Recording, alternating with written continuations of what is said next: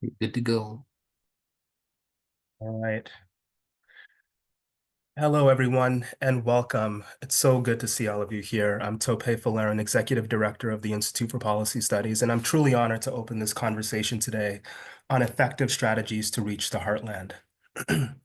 Let's be honest, rural America is too often treated as a political monolith, or worse, ignored entirely by progressive institutions and policymakers. That's a mistake. It's also a missed opportunity.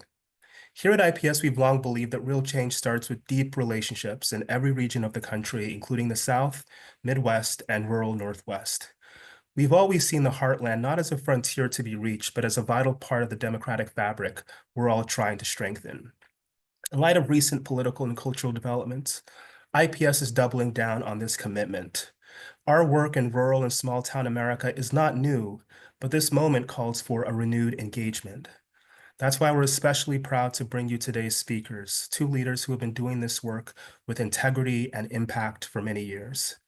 First, we'll hear from our longtime ally, Sulma Arias, the Executive Director of People's Action.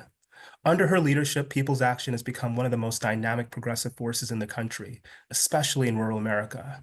The rural and small town organizing cohort operates across 16 states, using deep canvassing and long-term relationship building to reach folks where they are with empathy, strategy, and purpose. Then we'll turn to my colleague, Peter Certo, our wonderful communications director at IPS. Over the past decade and a half, Peter has helped build an op-ed service, OtherWords, that reaches millions, including in places most DC-based institutions rarely consider. In 2024 alone, OtherWords content appeared more than 3,000 times in over 500 rural and small town newspapers, reaching over 10 million print readers and nearly 100 million digital readers. And that's not just data, it's storytelling and policy analysis, reaching Americans who deserve to be seen, heard, and engaged. We've also launched a new initiative, the Henry A. Wallace Rural Organizing Fellowship, a program designed to nurture a new generation of writers and organizers rooted in rural communities. Our first fellow starts soon, and we can't wait to see what she builds. These efforts aren't flyovers, they're not one-offs. Sulma and Peter represent institutions committed to showing up again and again, learning what works, and doing the hard, humble work of bridge building. So thank you again for being here. We're thrilled to share this conversation with you. And now I'd like to turn to Sulma. Thank you, Tope. It is so good to be here and excited to be having this important conversation that, to your point, often gets ignored. But I am glad that IPS is focusing on this. I am, as you know, I'm an immigrant from El Salvador. My family migrated to the United States in the early 80s during the war. We landed in Kansas due to work, as my family was landed in Houston first, and then moved up north to look for work. So Kansas is a place I call home. It's where I've raised my children, where my family lives, and where I found community. And although I've lived away from Kansas due to work, I continue to come back and call this place home because it's where I have community. But People's Action has a long history of being in places like Kansas. It's part of our DNA. So before rural was attractive or a place or even part of the power building discussion and conversation nationally, People's Action was focused there. And it's because of that orientation that the founding directors had of finding people who were marginalized, who needed to be organized and be part of the conversation. It's because of that orientation that I am here today.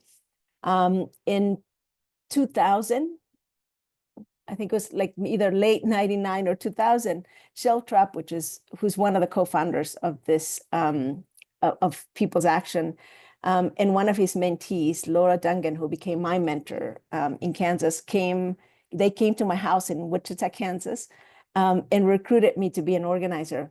At that time, I was a stay-at-home mom. I was homeschooling my 3 daughters, and I was a devout Christian doing church building work. 25 years later, here I am serving as the executive director of a national network. I travel constantly. I'm in Denver in this moment, but I still live in Wichita, and it's important to me to stay rooted in my community, to stay close to my daughters, my husband, and our families. I remember that the first question that Shell Trap asked me back in 2000 was, "Why do you want to be an organizer?" He came to my door one morning and said he'd be back in the evening for an answer. So I got to writing, and I think the question at that moment in my life was so powerful, that I thought about my life in El Salvador. I thought about as a child, not understanding what was happening, and something about, his question, his approach, and the fact that he was in the small town of Wichita, Kansas, and that I was meeting this man really changed my life in a way that made me question how I wanted to build power, how I could step into the things that I was seeing that were unjust, that I had seen through the church, but actually organizing for me was an opportunity to step in and do something about it. And that's why I became an organizer, and that's why I'm here today. What I love about organizing is the power that it has to transform people, to take them from where they are, and to help them discover their power, like I did. And I think that that is a power that, is true in rural communities, in suburban, and in cities all across this country, because our work now in 41 affiliates in 30 states is what People's Action does. And we find that, I used to think when I started organizing 25 years ago that I had so much to learn from the East and the East Coast and the West Coast. And it's true, there is a lot to learn. But then over the years, I realized that the rest of the country has a lot to learn from the organizing and the work in rural communities.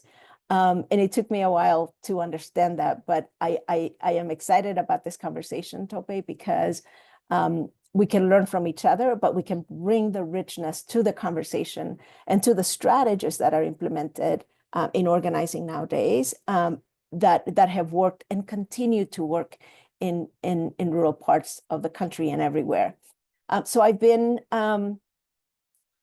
at People's Action now for 3 years, and in the last 3 years, I've launched here what we call an organizing revival, which is really a deep commitment from across the organization, our affiliates, to double the base of people, to build a bigger we, to build a bigger tent. And in the spirit of an organizing revival, it's also a reckoning to organizers all across the country about our own practices that are transformative, and really getting back to the root of organizing, which is transforming, empowering people, and creating spaces for them to lead.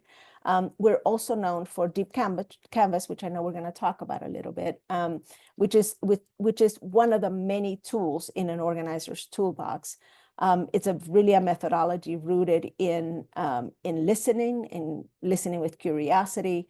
And over the last 6 years, we've done tests, we've used the methodology, but it's rooted really in organizing and having, leaning in to really listen to people with curiosity, which is so needed, not often done nowadays, but so needed in a world that is more and more isolated, and especially in rural communities, but really all across the country. I'm excited to be here, and I'm excited to dive into this conversation with all of you.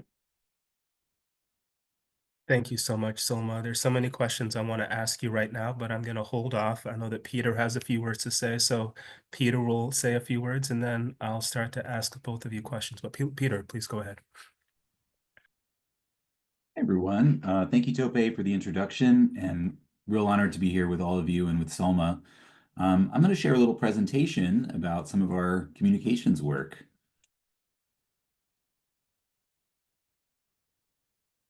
Hopefully you all can see this.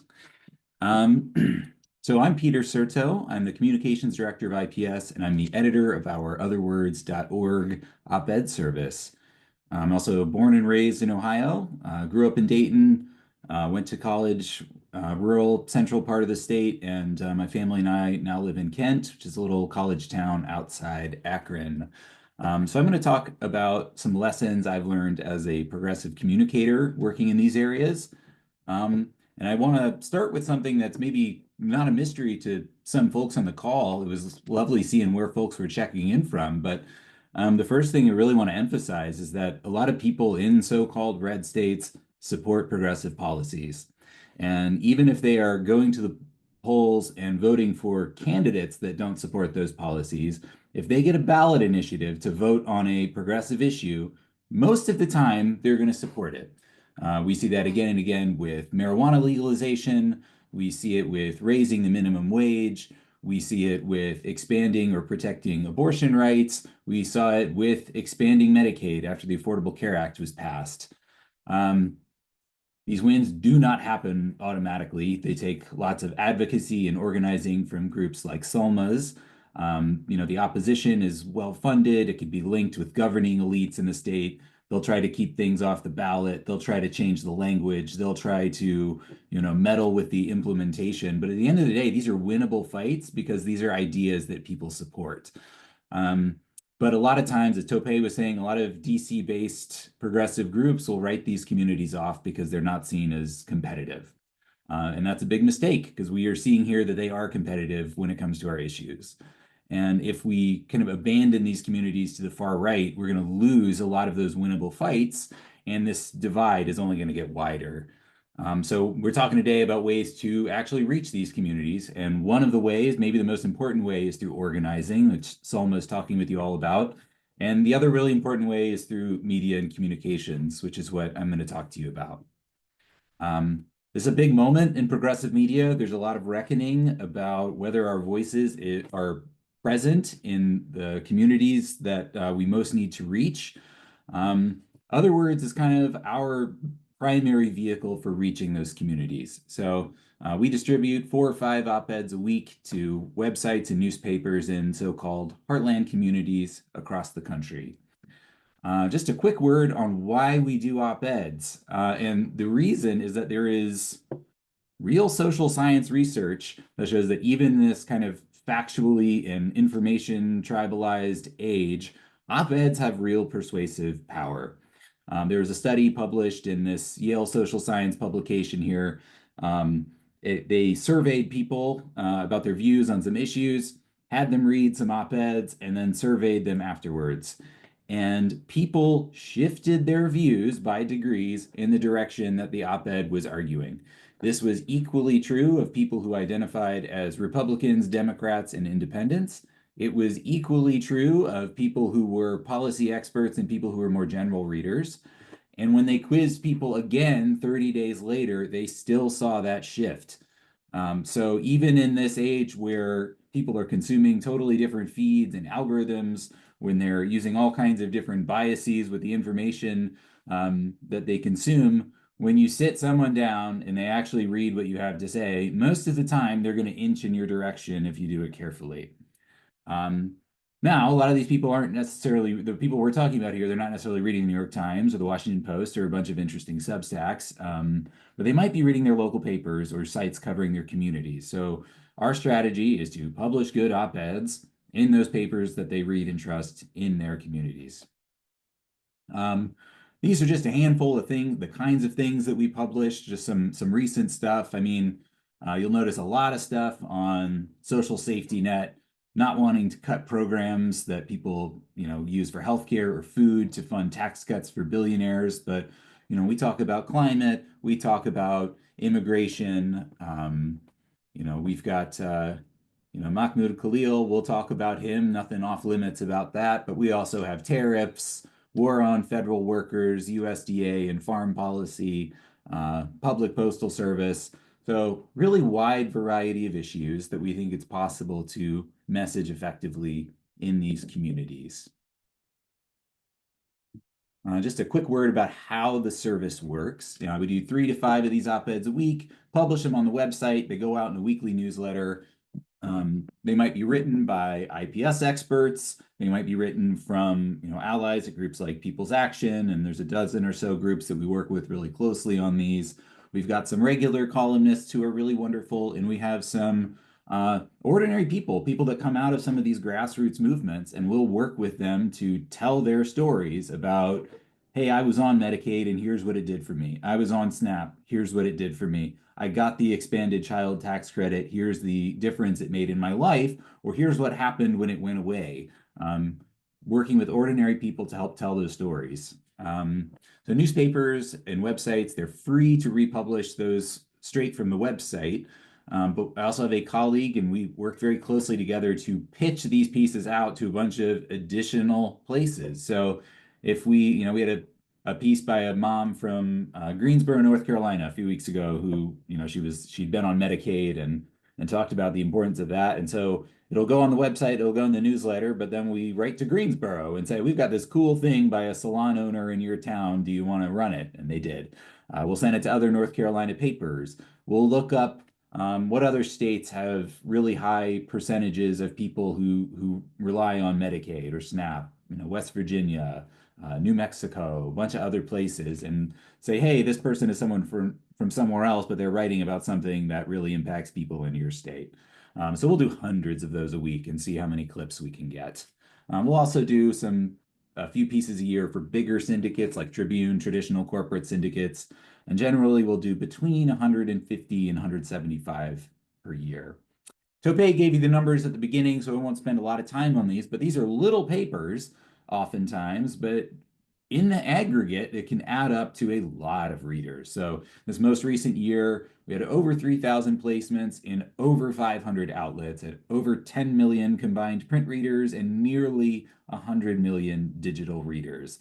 So you'll hear a lot about the decline of local media, and that is a very real, very pressing, very important challenge, but it does not mean that there's not a lot of people that you can reach going this way. Here's a map of papers that have run our work in the last couple years. I mean, you'll see it is pretty much all 50 states, as well as some national outlets. If people don't read our op-eds, just a quick word on this, we're also kind of developing supplementary plans where we take those op-eds and we turn them into paid social media ads. We were able to reach about 1 million more people last year through Facebook and Instagram. We piloted a TikTok project that reached tens of thousands more people, and we're bringing someone back this summer to continue that work. And we are also exploring ways to, when we get some of those cool grassroots, we have that, that mom from North Carolina, maybe after she publishes her op-ed, we also reach out to the local radio station or TV station and say, hey, you should talk to this lady. So that's an emerging strategy as well.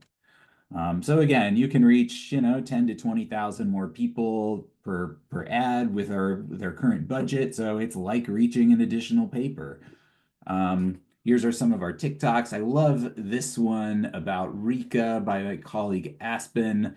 That got viewed over, nearly 5,000 times about compensation that was denied to people impacted by nuclear testing. So I'm really excited about the TikTok thing we're building up. As we wrap up here, I won't spend a ton of time on these because we got more time to talk yet, but just some lessons I've learned from doing this. You have to tell clear stories. They need to have heroes, they need to have problems, and they need to have villains. If you want to know who's really good at this, is a guy named Donald Trump, who came to states like Ohio and through the Rust Belt, and he said, boy, these trade deals have been a big problem for your community. You've lost all of these jobs. He was identifying a problem that a lot of people on the other side of the aisle were kind of still hesitant to address. And he named villains, but he named the wrong villains. He said, he got people to blame it on China or immigrants or Mexico. He told the story, he identified villains. It really resonated with people. He did not blame the actual villains, corporations, CEOs, the people that actually gave people those pink slips and moved their jobs somewhere else where they could pay less, pollute more. Those people are still calling the shots on trade policy. They're going to get the tariff exemptions. They're going to come out of this just fine. So it is really important as a progressive movement that we tell the real version of that story. We want to use plain speech. We don't want to use policy jargon or academic language. If you're situating something in the context of several decades of neoliberal globalization, you're going to need to back up and pitch that for the kitchen table, talk about stagnating wages, corporate power, people just trying to feed their families. You want to draw on universal values, fairness, accountability, safety, but you want to connect policy impacts to real concrete things, not abstract concepts. It is a huge problem that the government can take somebody like Kilmar Garcia, who is not accused or convicted of any crime, pull him off the street somewhere, send him to prison in El Salvador with no legal recourse. That is a violation of due process. That is a violation of the Constitution. That's very important. But I think the most important thing to communicate is not an abstraction like due process or the Constitution. It's like you took a guy who was a father of three and put him into a gulag in a foreign country. That's the material impact you want to make sure people understand, because most people aren't going to like that. Something I learned from a communications expert named Anat Shankar-Asario: sell the brownies, not the recipe. Which is to say, you sell people on the results of the policy, not the policy itself. It's a big fight over overtime pay restrictions right now. The Biden administration tried to expand overtime pay. A Trump judge struck it down. And we ran a piece recently about how, long story short, you want the Trump people to continue the Biden policy. But it's easy to get lost in the policy weeds. You would just kind of want to explain some people were going to get more overtime or a salary raise before, and now they're not. Make sure people understand that before you start talking policies. We'll talk about this later on, but it is important to talk about race and gender and sexuality, but it is important to do it with intention. Because there is a lot of counter messaging on the other side that aims to divide, that aims to turn people against each other. And it is easy for progressives to accidentally reinforce that frame. Others try not to talk about it at all, which is also bad, because then only one side is talking about it and they're, poisoning people with these really harmful narratives. Our job is to explain how the other side uses those divisions to turn people against things they would otherwise support. So if you hear things about, we can get into more of this later, but we'll use the trade example. Like, Trump blamed immigrants, he blamed China, he blamed Mexico for trade policies and corporate decisions that were executed by CEOs here. We need to explain why he tells people that. And it's ultimately to protect those powerful people and to hurt the people that he's lying to. Finally, and Sulma can tell you all about this, but whenever possible, you want to partner with local people. You want to follow their lead. You want to put them in front so you're not parachuting in from somewhere else. You want to work closely with local groups, invite them to show leadership, put their faces first. Last thing I'll say on this: put real faces on the issues. If you have somebody who, it's one thing to write a good policy piece about mass deportations and immigration. It is something else to say, hey, I'm someone on DACA, and this is how these policies are going to impact me. People react very differently to a human being. So I will pause there and we'll get on with questions, but appreciate your attention.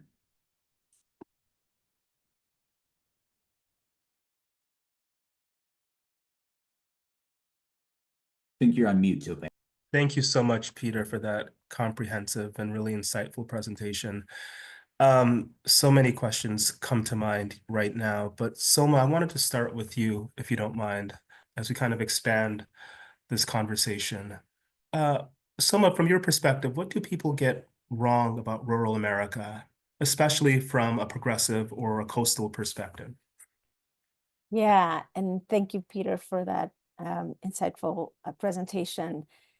And that is a great question, Tope. I think one thing that people get wrong about rural America is that people assume that it's less diverse than it really is. I know places in Kansas, like liberal Kansas population, 15,000, 70% of the population it's diverse. Like in my own case, my husband and his family, for instance, are African American and have been in Kansas for generations. That is just the reality of rural America. Another thing that people get wrong about rural America is that you think of rural America and you think of Kansas, Nebraska, and, the middle of the country. I have been surprised how small town and rural some places in New York can be. And but when you think of, rural, but there are pockets of very rural places, even in the big cities, East, West, and West Coast. I think that, rural America has been written off for so many people, and especially the political elites, and both parties have neglected rural for so long. And that's why the conversation about rural America in the past 6 years has been the center, because all of a sudden it was realized that we had been, some elites and political parties realized, oh, we're losing people there. But the reality is that people there have been starved for resources for many, many years. In many cities, especially, schools are suffering, but even hospitals in a lot of places in rural America, there are no hospitals. They're closing hospitals. And it all has to do, which is why the trusted messengers in the cities and in the small towns are so important, because we still have a lot of towns and small cities in the United States where people will pick up, like, to Peter's point, news from, because people tune out all of the national rhetoric, and in places like that, it's the trusted messenger, it's the trusted news sources. So it's very important to have people contact, to actually have the messenger be from the community, super important, and also to have trusted media. And so while I think it's true that, there's been a vacuum left in rural America and in small cities across the country, and that neglect that has happened by foundations and national organizations have left, or the infrastructure has dilapidated in some cases. It's also true that there's vitality, and that immigrants to places bring new life to dying cities. And there's also amazing news about that. I am always inspired by our affiliates at Iowa CCI, a lot of farmers who organize, but those have been some of my, in the 25 years that I've been doing this work, I've been inspired by farmers who actually have a race and gender analysis that it's incredible, and I love it, and I'm inspired about that. But organizing does that. And the only way, and as you well know, Tope, like me, have lived in a state in the middle of the country for almost your entire life, like I have, I also understand that there is, like, we see the stories, we see the opportunity, and we see that in these places like this, we've had to create a bigger tent in order to do this. In places like Kansas, and this is another misconception, right? Kansas still has in-state tuition. In order to pass in-state tuition and keep that in-state tuition for undocumented immigrants, we had to work across parties. We had to there's no way to win a policy like that with just Democrats. And so that is the learning in this moment that I think has been a misconception about rural America. And it is still true today that there's a lot to learn from the strategies that have been used there and continue to be used there. So well said, Sulma. And I appreciate you too for referencing my childhood. As you know, and others perhaps, I spent a bulk of my childhood in Utah and then moved to Texas. So I came of age in 2 red states, and I've been thinking a lot about that experience. And the thing that you're referencing that I think also kind of resonates with my experience is the fact that when I was growing up, I wasn't thinking in political terms. I was too young, and I was focused on basketball or whatever, right? But I had a bunch of friends who had very different, their parents had very different political views than my parents, for example. But they also wanted the same basic things that people in this part of the country want, or people along the Eastern Seaboard or the West Coast want as well. And I think part of the reason why this initiative that we're sort of ramping up, and the work that you're doing as well, Sulma, is so incredibly important, is that it is about establishing trust. That's a word that you used a number of times in your statement, and establishing trust is essential. I've noticed that some of our colleagues have disdain for folks in other parts of the country, or think that their views are intrinsically wrong. And I think sort of learning to understand why people develop the views they do and why they vote the way they do is incredibly important, and establishing trust is a core part of that. So really grateful for your response there. Peter, I wanted to turn to you. You've helped bring progressive ideas into over 500 small town papers. What have you learned about what resonates and what falls flat when trying to connect with rural audiences? Thanks, Tope. I mean, I think if I'm drawing on some of the lessons I just shared, a big mistake people make is assuming that anyone else knows what they're talking about, that they're, oh my gosh, did you see so and so's testimony this week? Did you see this statement from the White House, or this viral C-SPAN clip or something? And most of the time, no, most people haven't. You need to kind of, again, start from those values, use plain language. That's the other thing. And then the other thing is just like, it's so important to just tell stories. We forget to tell stories. We're policy people. We love a good stat sheet and table, and we find those things intrinsically persuasive, and they're really important. That's why we do the research. That's why we educate people on this stuff. But you could just, when I think back to that op-ed survey, the thing that's going to get somebody remembering how they felt about this 30 days later is telling a good story. Tell them about the person who's lost Medicaid. Tell them about the person who could lose their SNAP benefits, which, one of every 5 kids in this country, there's my stats again, depend on, but tell a good story about it. Tell them the story about the immigrants who grew up not knowing how to plan for their future because they were worried about getting deported, or they were afraid to talk to teachers or principals at school. That stuff makes such a deeper, longer lasting impact sometimes than just leading with the policy or with the research. Peter, that I love stories and storytelling, and I think it's an essential part of what we do. And I think that you're doing a great job of storytelling with OtherWords. So really wonderful to hear you talk in depth about the importance of storytelling as well. This question is for both of you. I wanted to ask, what's the biggest challenge you face when trying to build trust in rural communities, and how have you overcome it?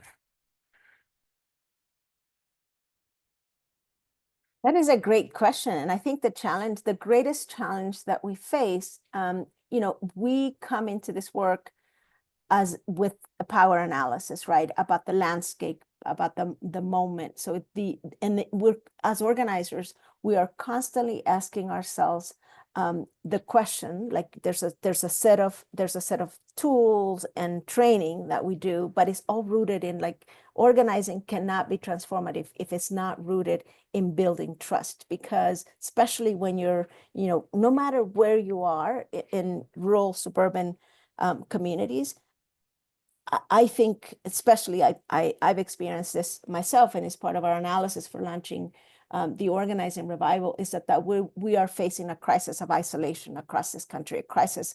We were looking at a crisis of authoritarianism, a climate crisis with all the climate changes, and even more dangerously, a crisis of isolation. So for us, trust is important. Using tools like Deep Canvas is important. But if we can't build trust, you can't hold people accountable. You can't push people out of move people out of the comfort zone. So I think the biggest challenge we face is that because of the isolation, people are less trustworthy or less trusting. And I think it takes time to establish that. And I think, in my experience with organizing, I think over the last decade, organizing had moved to a more transactional space rather than a transformational space. So what we have done to meet that challenge is, like, really started with a reckoning of asking ourselves, what is the landscape that we're working in, and how do we sharpen those skills? I think, going through COVID, I think created a lot of, like, we have all these tools now. We can do everything on Zoom, and while I think it's good to be innovative in organizing, there is incredible power in actually looking at a human being in, in their eyes and like actually connecting with them. There's an energy that is different. And while we have all these tools and technology that we can use, I think that the people contact and breaking out of that isolation is important in building trust. And the challenge is how to get people out of their comfort. Because actually being isolated, I say this all the time, you start to like it. You start like, you don't know and it's creating like a lot of depression. It's creating a lot of issues with like all kinds of health issues. So our challenge as organizers is to move ourselves out of the comfort zone, that we need to do this through other tools and actually getting into the messy, sometimes discomfort of staying in a conversation and building trust, face to face with people. And I think that is a challenge, both in the flexing of the muscle for organizers and in general, just in people who just, you feel like that you're invading their space if you knock on their door, right? And in some places, the door knocking is a challenge because it's not as friendly to door knock in communities anymore. So I think that organizers are facing all those challenges at the same time, and still are very clear that we have to build trust if we're going to move forward together. Yeah, Sulma, I love that line, the messy discomfort of staying in a conversation. That is just so well said. And I think it speaks precisely to this, what has become a through line in our conversation, which is the importance of trust. Peter, I was wondering if you had anything on this, or happy to move ahead. I really appreciate everything Sulma said about the crisis of loneliness. And there's a lot of social science research pointing to the people's increasing isolation contributing to this growth of far-right politics, which feeds on distrust. And so as a communicator of a different set of challenges from someone who's actually going and knocking on those doors, but the things we try to be really mindful of is when we are building partnerships with local people, we need to go through the listening exercise to make them feel confident that they are sharing their own story and not just telling their story in service of a policy goal that we have. So, we have our colleague Karen, who will spend a couple hours on a phone call or a Zoom call or in person when possible with some of these people, have a real human conversation and do all that before there's a product, before there's an op-ed, before there's a placement. And so that's all I would add as a communicator. Thank you so much. I believe we have some questions from the audience, and we're, I think, at about the time when we want to start answering some of those. So I'm happy to, Avia, do you want to? Okay. Yeah, I have them here and we can go through them. The first question that we have is from Jen Pei, who's wondering, curious about the local community partnerships. What do those look like? How do local community partnerships support local organizing strategies and campaigns, if at all? So in our case, we have our model for a network is what we call, and there are national models that are accountable and unaccountable. We as a network are accountable to 41 affiliates in 31 states who all have run grassroots organizations in their states, in their towns, and the way that this has been our intention for the last 50 years, and it's at the core of what we do, is the national institution, which is the 48 members that make up the national staff for the network, are accountable and work on behalf of the campaigns and the issues that our affiliates want to work on. So we work on healthcare, climate, and housing because those are the issues that have been chosen. So we have a whole process of constantly moving, I see it like a circle. We're constantly adjusting and moving our strategies, but they come from the ground up. They are decided by our members. We have cohorts like the rural cohort with 16 states in our 30 states are part of people who come together to advise a collective agenda. And it's a iterative process. We constantly go back to our affiliates who are accountable to their members in their communities. A lot of organizations have dues paying members in one way or another. But and then 2.5 years ago, with our Organizing Revival, each one of our local members are part of what we call the Organizing Revival and have made a commitment to doubling the base of people that they're organizing in their community. So that's how we work with our local partners. Thank you for that. And I made a mistake. I should have introduced my wonderful colleague, Avia Krupnik, who works in our development team, and she's going to be sorting through the questions and posing them to our guests. So thank you so much for all your work on this, Avia. Thanks, Tope. We have another, and Jen also wants to add that she's curious about local partnerships with OtherWords. Peter, if you can say anything about that. Sure. I mean, we work with a lot of different local groups, and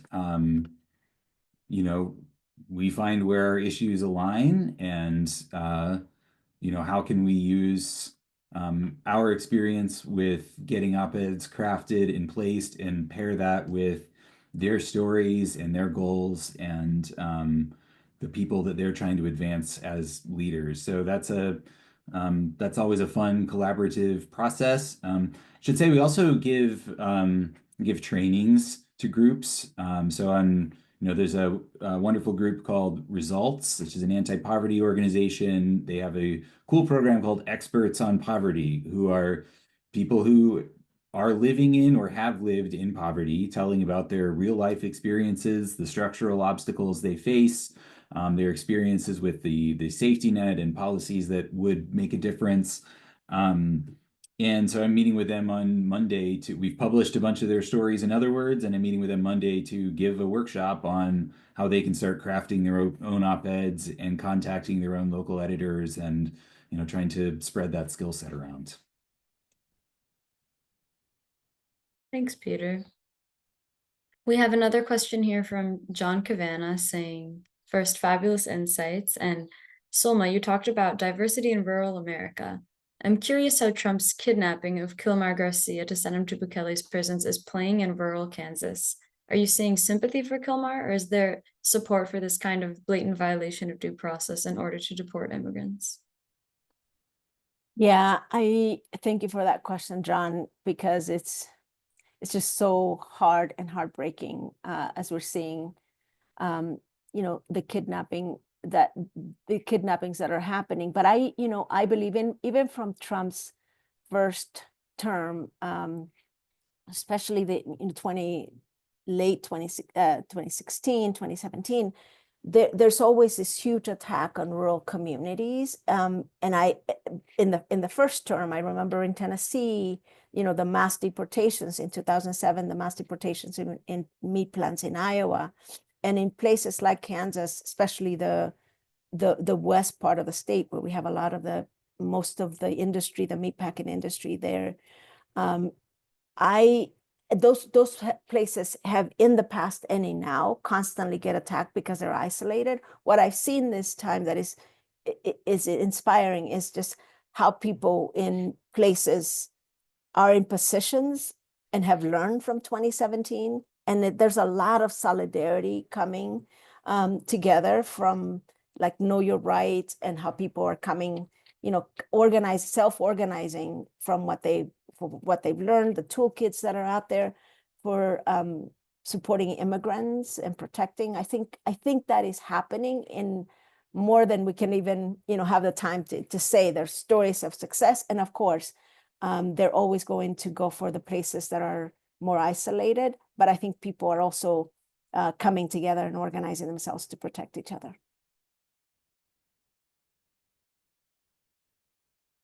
Great, thank you. Our next question is from Pam Spar about the role of popular education in rural organizing now. So one of the key tools for organizing, popular education, is something that worked very well as part of rural organizing. Women Food and Agriculture Network based in Iowa, for example, like a national group of all kinds of people connected to the US and international food system have been using it effectively for 30 years. She writes that this is inspired by popular education in Latin America in the 80s and wants to know, is people's action using this today as a tool? Yeah, I love that question, and absolutely yes. I think instinctively when I started organizing there, so I come out of like Bible background, and then the way that I actually, my ex-husband and I actually went to seminary, and I got introduced there to liberation theology, and then I went back to El Salvador and during my organizing first 10 years, and just did a whole intensive training on popular education. And what I realized is that instinctively I had been like taking everything I would learn about how policy and good organizing was happening in New York and in California, and there was a way of like me interpreting it, because I knew that my community in Kansas would not understand it the way that we were talking about it in a blue state or New York or the West Coast. And the problems and the issues were already always being interpreted, which is at the core is popular education, right? Like how are communities in rural America making meaning of the most challenging problems, policy problems. So I think in organizing, we naturally and instinctively lean towards popular education, in that we're always trying to make meaning in the communities and how they're making meaning of the issues, how healthcare is impacting people in rural America. And that becomes the story. And what is beautiful when the story that is coming out of rural America connect to the communications work that Peter does, is that people can relate to the story without all the jargon that is used sometimes, and that when you get in a bubble, you start talking, like Peter was saying, in a different language. But when we listen to people and we lean in and they tell the story and we lift that up, it makes sense to people because they can understand it and pick it up. And that's the beauty about the practice of organizing and the practice of storytelling, all rooted in popular education, which at the core is people telling their own story and making meaning of the challenges they're facing.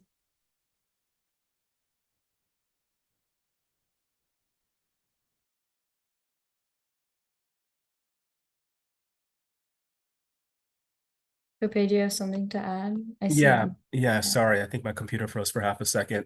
Pam's next question is about race, class, and gender analysis. And I just wanted to add on that and ask Peter if you could say a bit more about what you've learned about using race and class narratives in your work.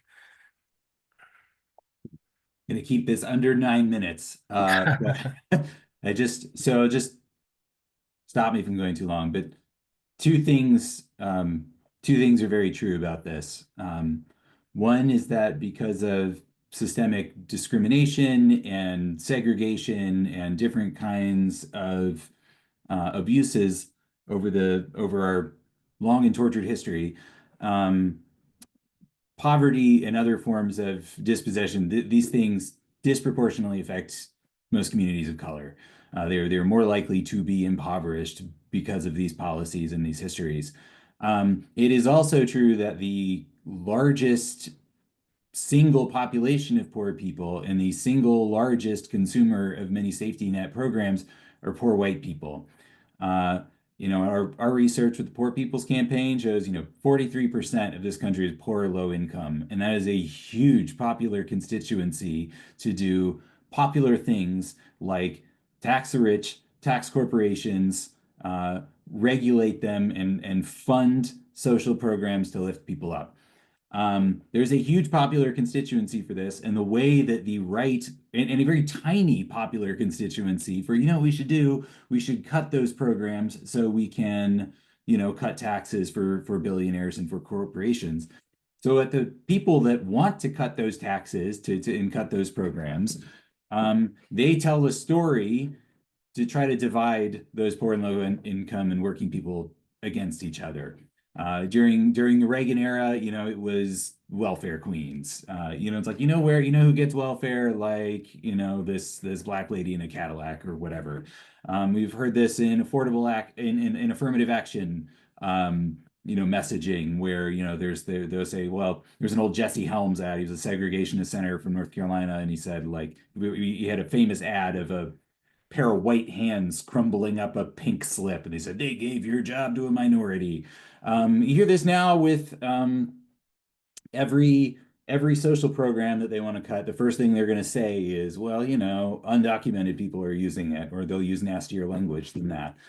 They want to turn people against programs that help them, and they do that by fostering racial division.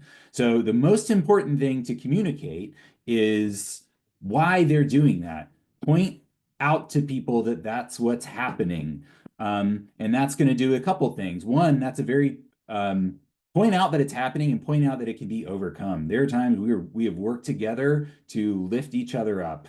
We've passed programs that have helped people of all races and all classes in this country. And when you tell people that, it's much more effective than fact checking those individual claims. It's sort of, the term for it is pre-bunking, but it helps people identify that pattern. So every time a new lie comes out, we gutted the FAA and we had a horrible plane and helicopter crash. I think that was because of DEI. It helps people recognize that pattern of fostering division to shift blame. And so that's the most important thing to communicate. The last thing I'll say about this is that a lot of really well-meaning progressives, they want to emphasize disparity for very good reasons. Mass incarceration is bad. It disproportionately harms, Black and brown Americans. Or student debt relief would be really good. It would really lift up a lot of indebted Black borrowers. These are things that, as policy advocates, we need to understand. We want the policies to do those things because that's how we make our country more equal. But if you're going to an audience that also includes a lot of poor white people that have been receiving this other messaging about how that stuff is used, you may be accidentally affirming that right-wing frame. And so that's only effective if you're also telling people and calling attention to how they're being divided. And you can apply that to race, you can apply that to immigration status, you can apply that to sexuality and all these awful anti-trans bills that have come through. They are all attempts to divide people against each other, and that's the most important thing to communicate. Excellent. You got it done in time. That was really impressive. We're drawing close to the end, and I wanted to ask a final question for both of you. It's something that I've been grappling with in my own sort of life and work in all kinds of ways. And Sulma, you've alluded to some of the concepts in this question already, but I'll ask it anyway. I want to ask both of you, how do you see like faith, family, or patriotism, often seen as conservative values, playing a role in progressive organizing in rural spaces? And I'll start with you, Sulma. Yeah, I mean, I think it's important, and I was just there's so much of Peter's answer on the race, gender, because I think the question and the tension around religion and patriotism, I think it's for too long, I think in the progressive side of things, we have seated that to be right-wing values or principles, when in reality, I think in places in rural America, it's always been about the things and the values that unite us. And the deep canvas methodology is just so important, because you can talk about a theory of change grounded in bringing people together, no matter what your religion, your party, and actually in rural America, because people simply in small towns and in rural America, that gets practiced every day. The fact that people can pray over a meal, and that is just something that people regularly do. The fact that you can have a discussion and a conversation to try to learn from each other.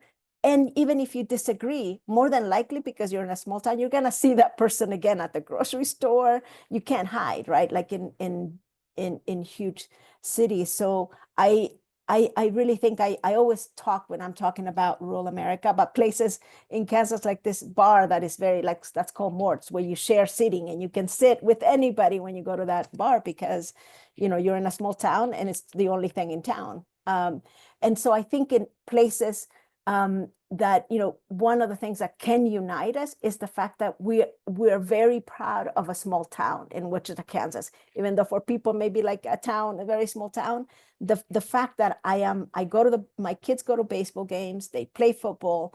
And I think that's something for us immigrants who grew up in the Heartland. We had to adapt to that. And in the same moment, we were transforming the Heartland of America by just being who we are. And that made people understand us at a deep level. We could be, you know, patriotism is not just a thing that is for Republicans. It can also be for Democrats. It can be for people who believe in the God that you believe in, or people who don't. And that has been my experience, having worked in both organizing in red states and rural communities and in the church. Beautifully said. I don't know if Peter, you want to add anything to that, or I thought Sulma put all of that very beautifully. It just, you cannot cede patriotism to people who hate huge swaths of the country. You can't cede family to people who are gonna send kids to bed hungry or keep them from going to the doctor. And you can't cede faith to people whose only value is empowering the already powerful. And so just leading with values. I would just, quick aside, there's a wrong way to do that. And I think we saw that in some of these recent cycles where, you know, how we're going to just put the CIA officer, give him a convention speaking slot, or give the general a speech, you know, that's patriotism. You know, I think that is trying to reclaim the really tin pot version of patriotism that a lot of people on the left grew skeptical of, whereas as opposed to the genuine kind of patriotism, which is you care about the people around you and you want what's best for them, and that's what we need to reclaim. yeah, beautifully said. I have so much to add, and I wish I could, but I know that we're out of time right now. Sulma, I want to thank you so much for taking the time to do this. I know you're incredibly busy. You mentioned that you're in Denver, and I know you're traveling a lot these days. So thank you for spending some time with us. Peter, thank you so much for all the work that you do at IPS and all the insights that you've given us about how to do this work effectively. Avia, thank you so much for fielding those questions and all the work that you did to set this up as well. I want to emphasize again that we are committed to doing this work, to doing everything that we can to engage with these communities. It's something that's incredibly personal for me, and I think it's essential for progressives to do it as well. I think the patriotism point is also quite important. I don't know anybody who's more patriotic than my father, who was a Nigerian immigrant. I remember vividly when he was studying to become a citizen that he would come to me and ask, you know, I'd memorize the preamble to the Constitution. He asked me to teach him that. I remember teaching him the Pledge of Allegiance and how incredibly happy he was when he became a citizen. I was there for his ceremony. It was the happiest day of his life. So I don't think we should see that at all. And I think that if we begin to engage in all kinds of ways with people in parts of the country that have been ignored by progressives, that we can have some tangible wins. Thank you so much to all of you for joining this conversation. It's the first of many, and I look forward to engaging in this conversation in the future. Thank you. Thanks, everyone.